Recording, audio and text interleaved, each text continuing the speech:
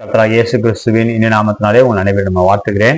இந்த நாள் எனக்கு கூட புரொட்டஸ்டன்ட் என்கிற வார்த்தைக்கு அர்த்தம் என்ன அதை நான் பார்க்க போறோம். இன்றைக்கு கிறிஸ்தவத்துல ரெண்டு விதமான குரூப்ஸ் உண்டு. ஒன்று ரோமன் கத்தோலிசிசம், இன்னொன்று வந்து புரொட்டஸ்டன்ட். இந்த புரொட்டஸ்டன்ட் கீழே தான் வந்து பெந்தேகோஸ்தே சபைகள், சிஎஸ்ஐ சபைகள், லுத்தரன்ஸ், இப்படி நிறைய சபைகள் உண்டு. எல்லாமே வந்து புரொட்டஸ்டன்ட். இன்னொன்று ரோமன் கேத்தலிக்ஸ். இந்த ரெண்டு குரூப் தான். ஸோ முதல்ல இந்த வார்த்தை எப்படி வந்ததுன்னு சொன்னா 1517ஆம் ஆண்டுல மார்ட்டின் லூதர், அவரும் வந்து ஒரு ரோமன் கத்தோலிக்க சபையில பாதிரியராக இருந்தார்.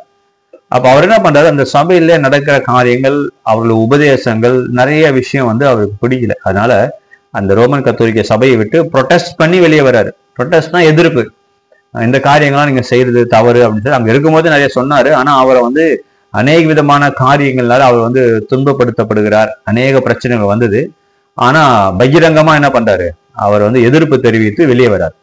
வெளியே வரும்போது அந்த சபையில விட்டன்பர்க் என்கிற ஜெர்மனியில ஒரு சபையில வாசல்ல வந்து 95 பாயிண்ட் தீசிஸ், இதுதான் வந்து ரொம்ப முக்கியமான காரணம். 95 பாயிண்ட், 95 பாயிண்ட், ஏன் ரோமன் கத்தோலிக்க சபையை நான் வெறுக்கிறேன், அதுல இருந்து ஏன் வெளியே வரேன்னு சொல்லி 95 பாயிண்ட் தீசிஸ் அந்த சபை வாசல்ல வந்து ஒரு பேப்பர்ல எழுதி அவர் விட்டுறாரு.